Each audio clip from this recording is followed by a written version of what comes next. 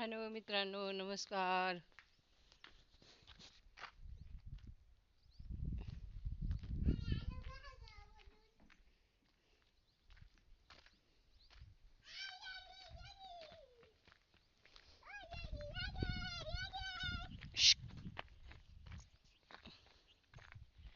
आमच्याकडे आता पाणी कमी झाले, त्याच्यामुळं लागलं पिकं वाळायला.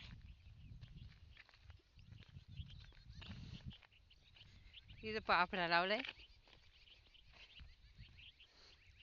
त्यालाच आता पाणी सोडायचे, पण नाही टिकत नाही.